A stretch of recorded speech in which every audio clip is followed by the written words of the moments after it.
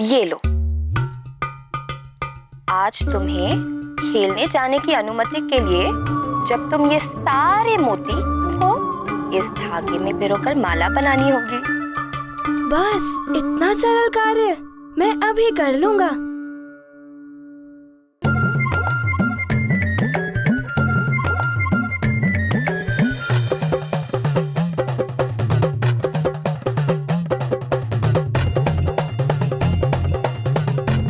ये लीजिए माँ, मैंने पिरो दिया।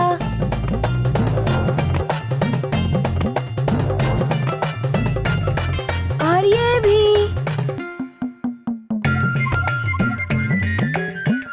और ये शीघ्रं हनुमान शीघ्रं हनुमान शीघ्रं हनुमान शीघ्रं। हाँ हाँ, आ रहा हूँ।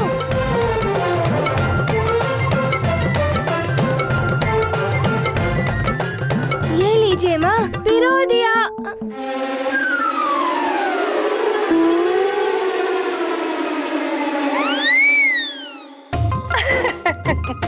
ये तो उधर ही लुढ़क गए।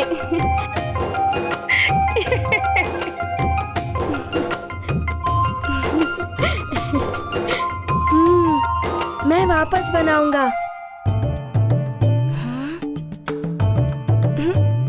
ओहो।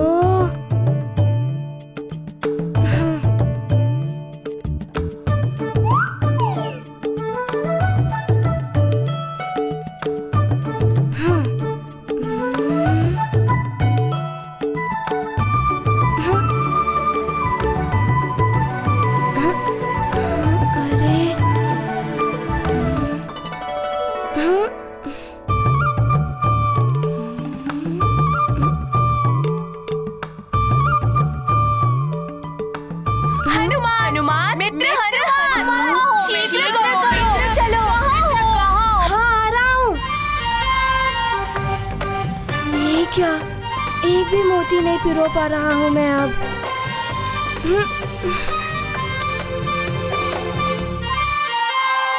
अब बस हो गया माँ, ये लीजिए, अब मुझे जाने दीजिए। मेरे मित्र मेरी प्रतीक्षा कर रहे होंगे। पहले ये छोटा सा कार्य पूरा करके दिखाओ। नहीं माँ, अब मुझसे नहीं होगा, मुझे बहुत विलंब हो रहा है। पुत्र हनुमान, सारे कार्य बल और स्फूर्ति से नहीं होते। कुछ कार्यों में धैर्य और ध्यान की आवश्यकता होती है। ध्यान? ये ध्यान क्या होता है माँ? ध्यान एकाग्रता की चरम सीमा होती है। जब तुम सारी ओर से अपना मन हटाकर धागे और मनकों के छिद्र में अपना सारा ध्यान केंद्रित कर दोगे, तब तुम इस माला को पिरोने में अवश्य सफल हो जाओगे। अच्छा, तो इसे कहते हैं ध्यान। हाँ पुत्र, एकाग्रता के बिना कोई कार्य पूर्ण नहीं।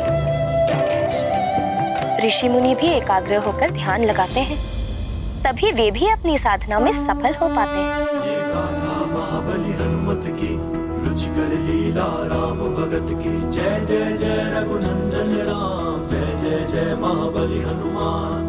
घन संकट में है जीवन, हनुमत करते माँ का चिंतन। सहजता से पाठ सिखाया, ध्यान का सच्चा अर्थ बताया।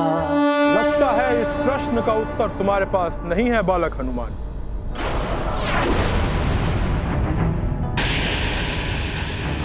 जब मन एकाग्र होकर समस्त इंद्रियों को एक ही लक्ष्य पर केंद्रित कर दे, उसे ही कहते हैं ध्यान।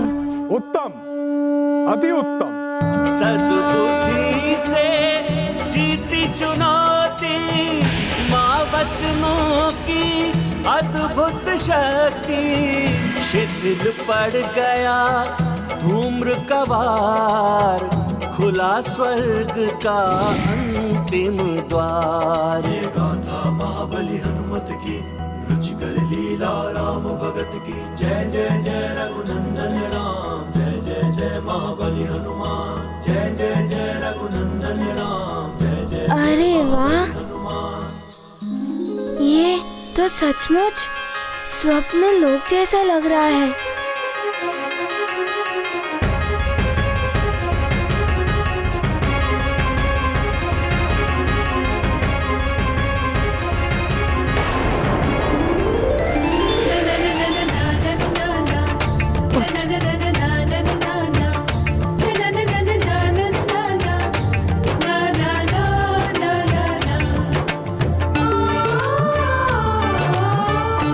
ऐसा क्यों प्रतीत हो रहा है जैसे हनुमान यहीं कहीं है?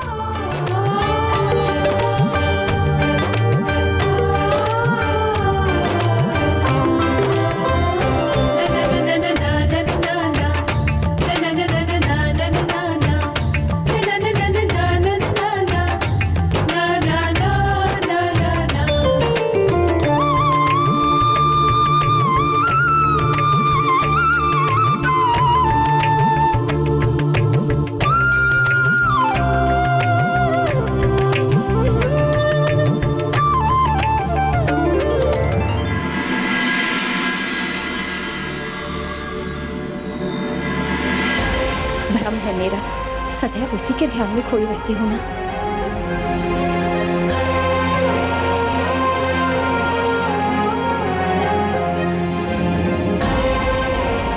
क्या हो गया है मुझे? हनुमान यहाँ कैसे आ सकता है, वो भी बिना इंद्रदेव की अनुमति के?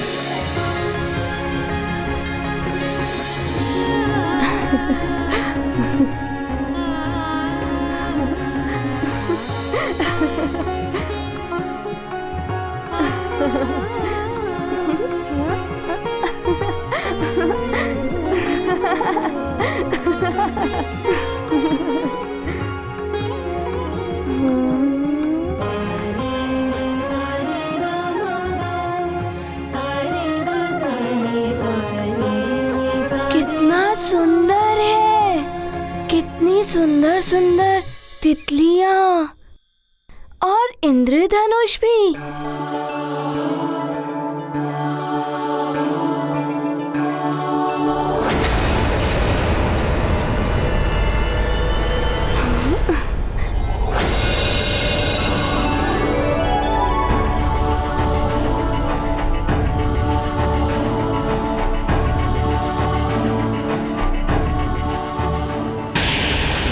प्रधान द्वारपाल, क्या तुम्हें स्वर्ग के नियम स्मरण नहीं? देवराज इंद्र की अनुपस्थिति में बिना आमंत्रण किसी भी प्राणी को स्वर्ग में आने की अनुमति नहीं दी जा सकती। भले ही उसने सारे प्रश्नों के उत्तर उचित दिए, वहीं रोको उसे। देवराज के लौटने तक वो स्वर्ग लोक में नहीं आना चाहिए।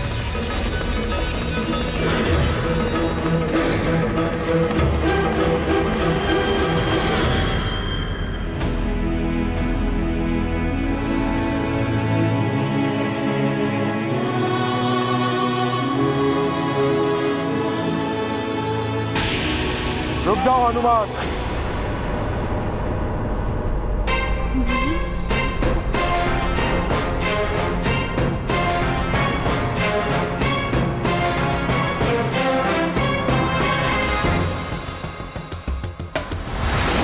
अभी भी तुम्हें स्वर्ग में आने की अनुमति नहीं दी जा सकती।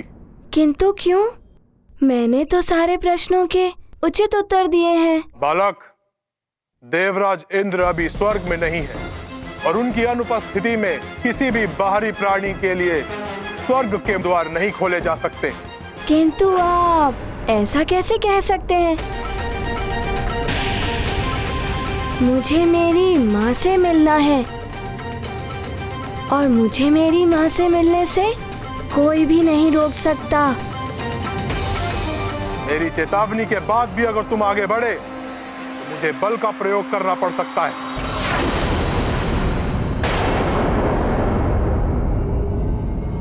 हमें तुम प्रहार करने पर विवश कर रहे हो हनुमान।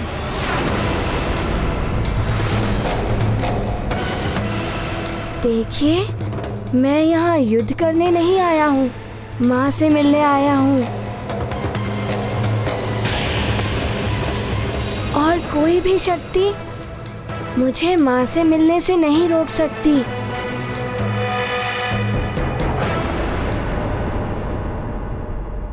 रुक जाओ।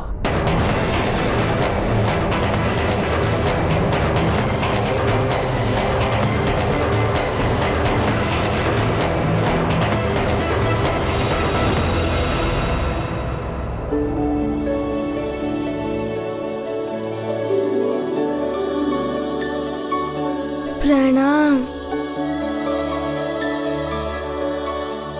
द्वारपाल, इस महान बालक ने देवों के लिए बड़े बड़े कार्य किए। इसे स्वर्ग में आने से रोका नहीं जाना चाहिए। इसे प्रवेश की अनुमति मैं देती हूँ।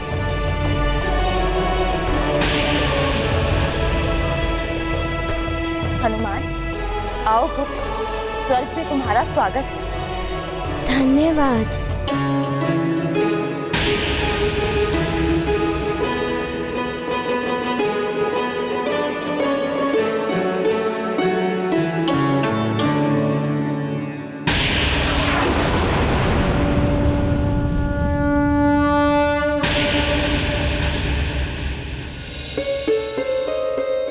मुझे पहले तो कभी इतनी व्याकुलता नहीं हुई।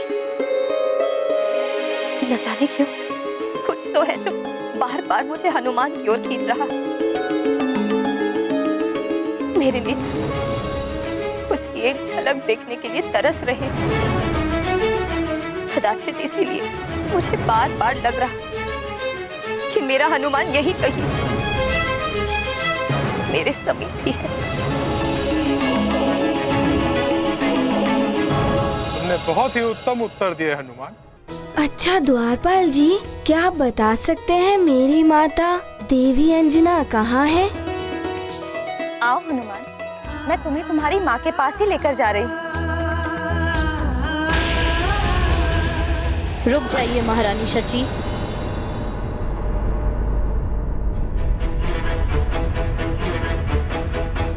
क्षमा करें। स्वर्ग के नियमों के अनुसार अप्सराओं को अपने सारे संबंध तोड़ मात्र अप्सरा धर्म का पालन करना होता है। यदि हनुमान अपनी माता से मिलेगा तो यह नियमों का उल्लंघन होगा महारानी। उर्वशी, हनुमान कोई साधारण बालक नहीं है। इसने अनेकों ऐसे कार्य किए हैं जो देवता भी नहीं कर पा रहे थे। इसलिए इसे इसकी माता से मिलने से रोका नहीं जा सकता।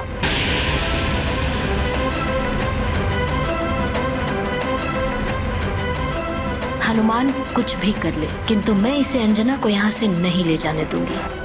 आओ हनुमान, मैं तुम्हें तुम्हारी माँ से मिलवाती हूँ। आप बहुत अच्छी हैं महारानी जी।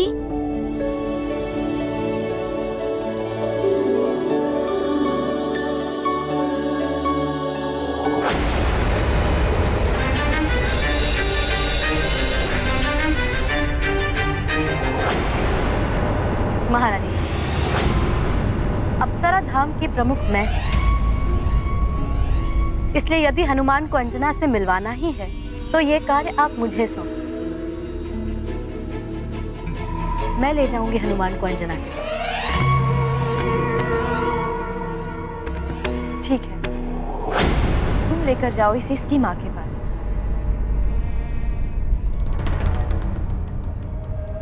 चलो हनुमान। हाँ, प्रणाम महारानी। आओ मेरे साथ। चलिए।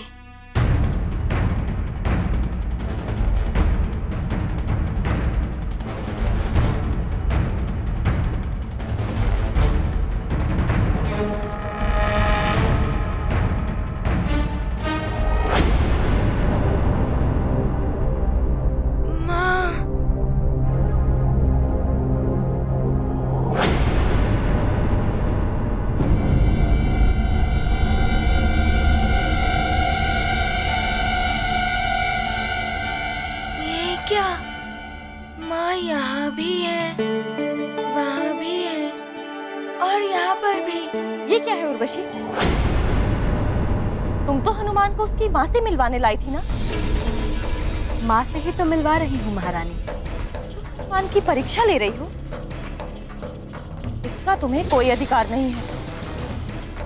मैं प्रधान अप्सरा हूँ महारानी। यदि किसी को भी किसी अप्सरा से मिलना है तो उसे परीक्षा तो देनी ही होगी ना, अन्यथा तो कोई भी किसी अप्सरा से मिलने चला आएगा।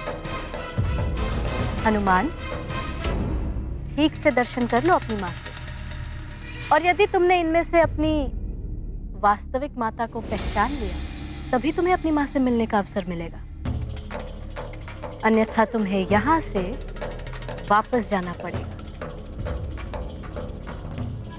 बोलो, स्वीकार है तुम्हें? मुझे तो वैसे भी हर क्षण हर ओर मेरी माँ ही दिखाई देती है। मैं अवश्य पहचान लूंगा उन्हें। ठीक, पहचान लो। यदि तुमने अपनी माँ को पहचानने में भूल की तो यह सिद्ध हो जाएगा कि तुम्हारा मातृ प्रेम मिथ्या है और तुम्हें अपनी माता की कोई आवश्यकता नहीं।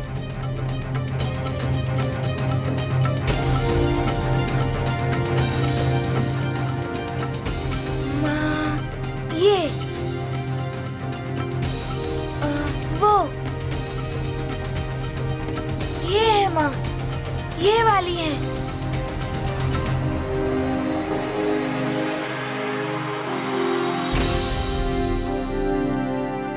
इनमें से सब मेरी माँ के ही स्वरूप में है।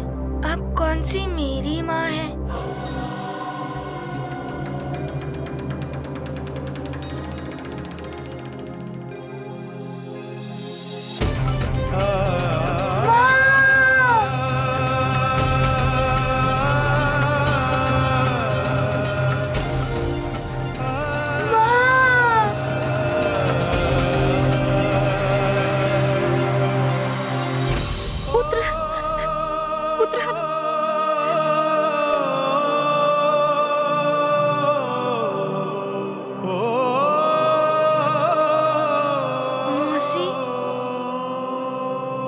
महारानी जी, ये सब मेरी माँ के स्वरूप में तो है, किंतु इनमें से कोई भी मेरी माँ नहीं है और ना ही किसी और की भी।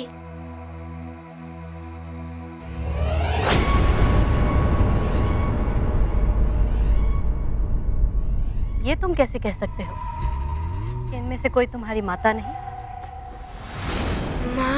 माँ होती हैं। अपने पुत्र की करुण पुकार पर माँ एक पल भी नहीं रुक सकती हैं।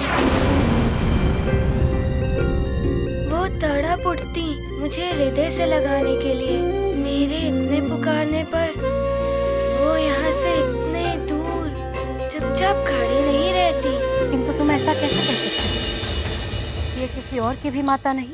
माँ किसी की भी हो, माँ होती हैं। उनका हृदय कोमल होता है।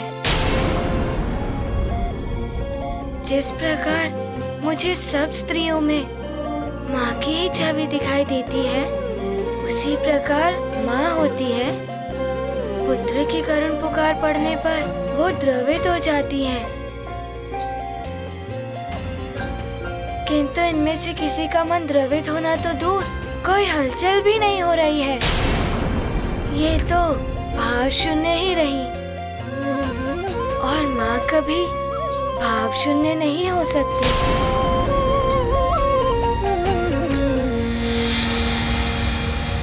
उर्वशी, अब तो हनुमान तुम्हारी परीक्षा में भी उत्तीर्ण हो गया ना? अब तो इसे इसकी माँ के पास जाने दो। आओ हनुमान, मैं तुम्हें तुम्हारी माँ के पास ले चलती हूँ। आओ।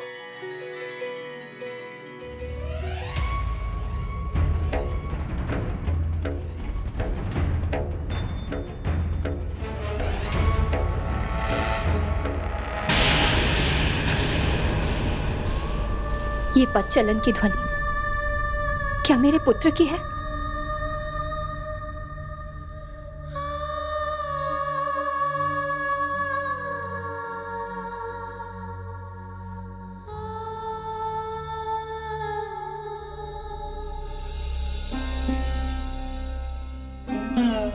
ये क्या हो रहा है मुझे?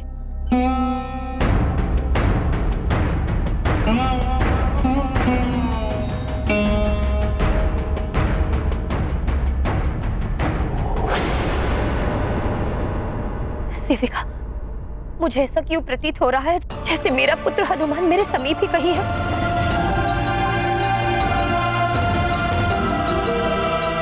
मुझे तो उसके पदचालन की ध्वनि भी सुनाई दे रही है। आपका अनुमान बिल्कुल सत्य है। आपका हनुमान यहाँ स्वर्ग में आ चुका है।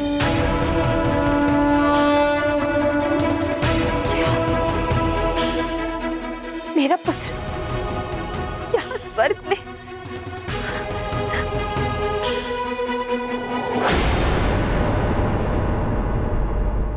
कहीं ये स्वप्न तो नहीं है? नहीं, ये स्वप्न नहीं, ये सत्य है। किंतु किंतु किंतु क्या? किंतु ऐसा लग रहा है कि उर्वशी उसे आपसे मिलने ही नहीं देंगी। माँ और पुत्र के मिलन को कोई नहीं रोक सकता।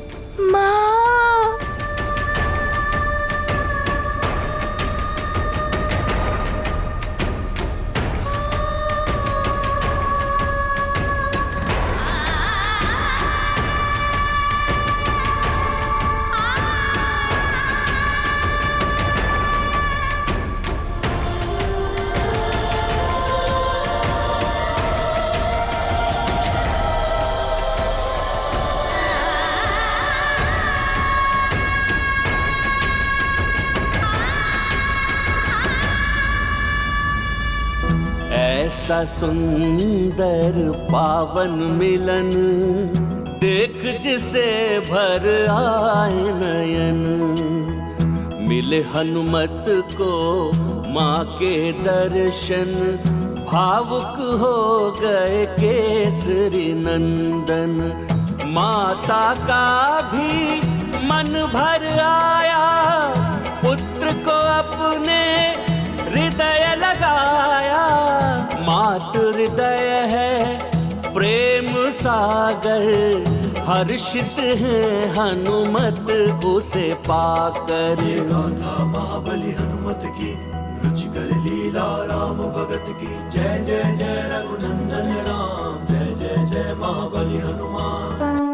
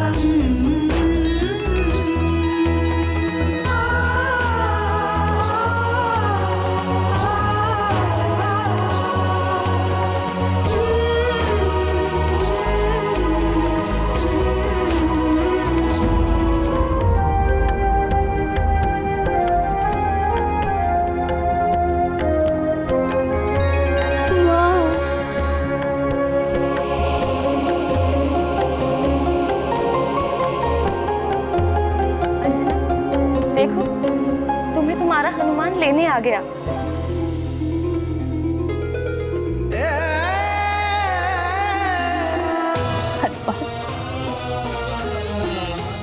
पुत्र,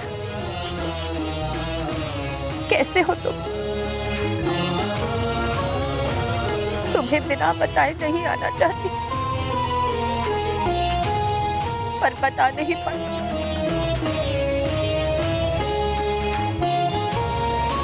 मुझे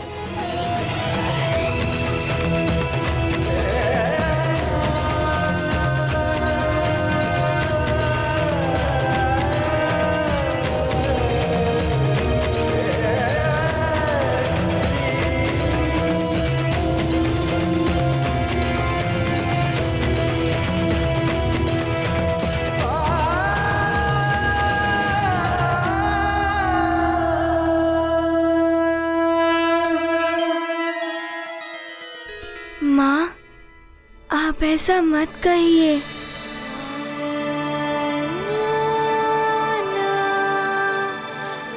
अब मैं आ गया हूँ ना, आपको यहाँ से लेकर ही जाऊंगा।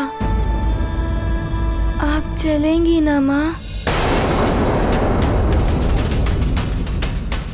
बताइए ना माँ।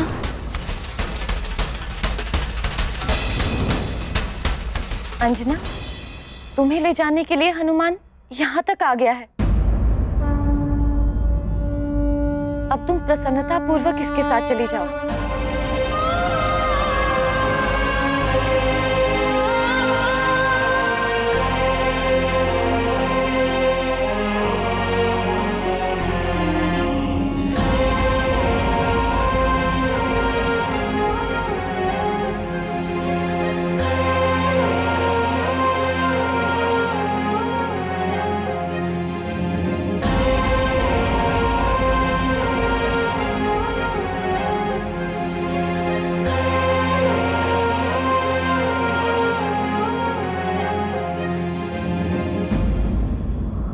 क्षमा करें महारानी,